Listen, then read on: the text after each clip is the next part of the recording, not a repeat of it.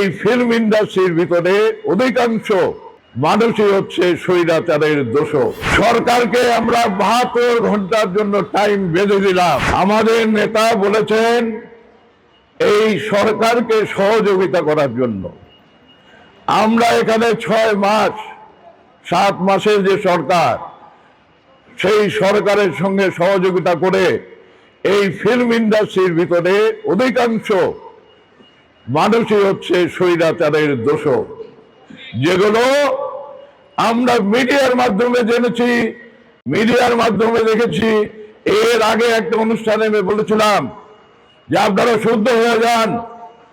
আপনারা যদি কেউ ক্রিমিনাল অ্যাক্টিভিটি করে না থাকেন, কেউ যদি আইনের দৃষ্টিতে অপরাধী না হয়ে থাকেন, তাহলে পরে আপনি যদি শিল্পী হন, আপনি যদি কলাকুশলী হন, আপনি এসে আমাদেরই ভাই বোন, তো আপনারা এসে এখানে অনুশোচনা বলেন যে ঠিক আছে, আমার অনুশোচনা হচ্ছে যে এই কর্মটা করা উচিত হয় নাই।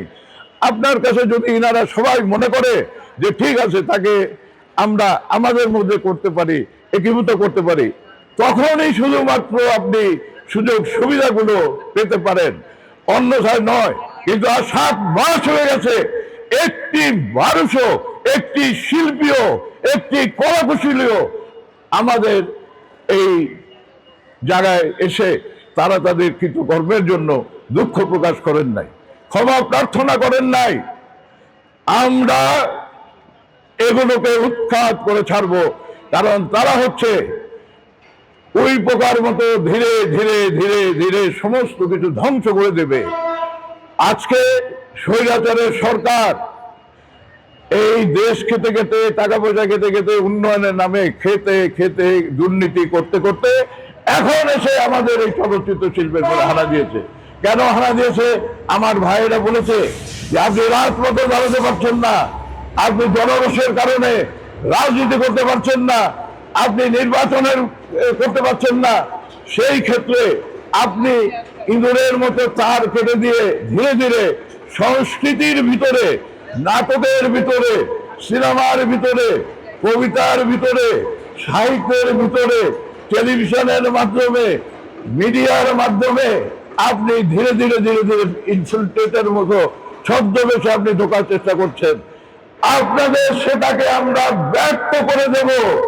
যেখানে এই স্বৈরাচারের দোষর সাংস্কৃতিক কর্মকাণ্ড করবে, আমার আহ্বান থাকবে জাসাস ভাইদের কাছে, জাসাস নেতাদের কাছে, আপনারা তাদেরকে রুখে দেবেন। দরকারে আমরা এইখান থেকে, এই এফডিসির গেট থেকে সরকার যেন বাধ্য না করে যে আমরা গিয়ে রাজপথে অনুষ্ঠান দেব। রাজপথ থেকে আমরা সারা দেশে আমাদের এই ন্যায়সঙ্গত প্রসঙ্গকে আমরা উত্থাপন করে দেশব্যাপী ছড়িয়ে দিয়ে সমস্ত রাজনৈতিক দল এবং জনতার সমর্থন আমরা আদায় করব। এখন আমি আমাদের পরবর্তী কর্মসূচির কথা বলছি। সরকারকে আমরা 72 ঘন্টার জন্য টাইম বেঁধে দিলাম। এই 72 ঘন্টার মধ্যে আপনাদের এই প্রজ্ঞাপন প্রত্যাহার করতে হবে, এবং এই প্রত্যাহার এই জন্য করতে হবে যে এখানে এফডিসিতে সেই অজ্ঞাতনামা কোনো নারী এই চেয়ারে যদি বসতে আসে, 72 ঘন্টা পরে আমরা এই এফডিসির কর্মকর্তা কর্মচারীদের বলবো যে আপনারা কোনো রকম কোঅপারেশন করবেন না। চলচ্চিত্র শিল্পের সঙ্গে সম্পৃক্ত যারা, নাটকের সঙ্গে সম্পৃক্ত যারা, সিনেমা হলের সঙ্গে সম্পৃক্ত যারা, সারা দেশের আপামর সিনেমার দর্শক, নাটকের দর্শক যারা, যারা সাংবাদিক, মিডিয়ার ভাই বোনেরা আছেন, আপনাদের সবাইকে একত্রিত করে আমরা সারা দেশের মানুষকে জানিয়ে দেব যে স্বৈরাচারের দোষর আর কখনোই বাংলাদেশের কোনো জায়গাতে তারা অবস্থান করতে পারবে না। আস্থার ভালোবাসায় 11 বারের মতো দেশের 1 নম্বর রেফ্রিজারেটর ব্র্যান্ড ওয়ালটন।